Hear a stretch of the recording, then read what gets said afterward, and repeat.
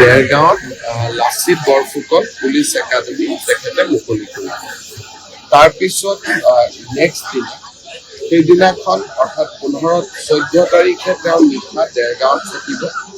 15 তাৰিখে Lachit Borphukan police academy খুব ধুনীয়াকৈ নিৰ্মাণ কৰা হৈছে। সেই একাডেমী উদ্বোধন কৰি তেওঁ মিজোৰামলৈ যাব। মিজোৰামৰ পৰা উভতি আহি তেওঁ গুৱাহাটীত কইনাধৰা অতিথিশালাত থাকিব। 16 তাৰিখে ৰাতিপুৱা তেওঁ কোকৰাঝাৰ যাব, নিখিল বড়ো ছাত্ৰ সন্থাৰ অধিৱেশনত যোগ দিব।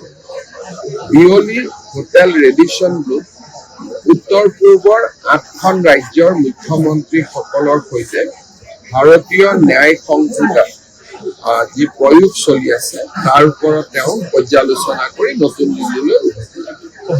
দেৰগাঁৱত লাচিত বৰফুকন পুলিচ একাডেমী তেখেতে মুকলি কৰিছে। তাৰপিছত নেক্সট দিনা সেইদিনাখন অৰ্থাৎ 14 তাৰিখে তেওঁ নিশা দেৰগাঁৱত থাকিব। 15 তাৰিখে লাচিত বৰফুকন পুলিচ একাডেমী খুব ধুনীয়াকৈ নিৰ্মাণ কৰা হৈছে।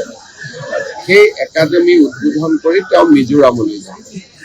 মিজোৰামৰ পৰা উভতি আহি তেওঁ গুৱাহাটীত কইনাধৰা অতিথিশালাত থাকিব। 16 তাৰিখে ৰাতিপুৱা তেওঁ কোকৰাঝাৰ যাব, নিখিল বড়ো ছাত্ৰ সন্থাৰ অধিৱেশনত যোগ দিব।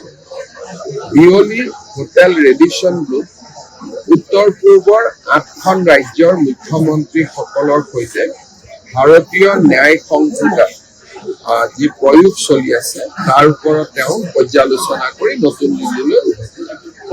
দেৰগাঁৱত লাচিত বৰফুকন পুলিচ একাডেমী তেখেতে মুকলি কৰিছে। তাৰপিছত নেক্সট দিনা সেইদিনাখন অৰ্থাৎ 14 তাৰিখে তেওঁ নিশা দেৰগাঁৱত থাকিব। 15 তাৰিখে লাচিত বৰফুকন পুলিচ একাডেমী খুব ধুনীয়াকৈ নিৰ্মাণ কৰা হৈছে। সেই একাডেমী উদ্বোধন কৰি তেওঁ মিজোৰামলৈ যাব। মিজোৰামৰ পৰা উভতি আহি তেওঁ গুৱাহাটীত কইনাধৰা অতিথিশালাত থাকিব।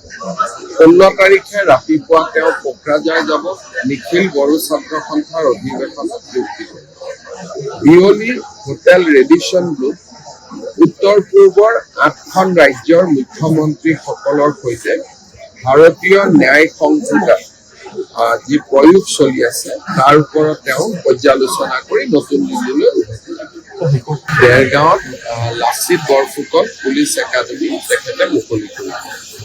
তাৰপিছত নেক্সট দিনা সেইদিনাখন অৰ্থাৎ 14 তাৰিখে তেওঁ নিশা দেৰগাঁৱত থাকিব।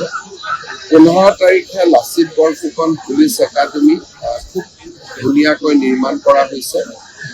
সেই একাডেমী উদ্বোধন কৰি তেওঁ মিজোৰামলৈ যাব। মিজোৰামৰ পৰা উভতি আহি তেওঁ গুৱাহাটীত কইনাধৰা অতিথিশালাত থাকিব। 16 তাৰিখে ৰাতিপুৱা তেওঁ কোকৰাঝাৰ যাব, নিখিল বড়ো ছাত্ৰ সন্থাৰ অধিৱেশনত যোগ দিব।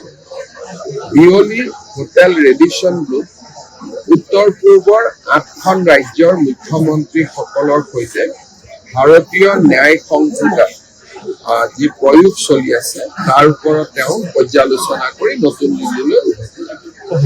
যিকোনো খবৰৰ বাবে যোগাযোগ কৰক 7099017330 লগতে 7099017110 নম্বৰত।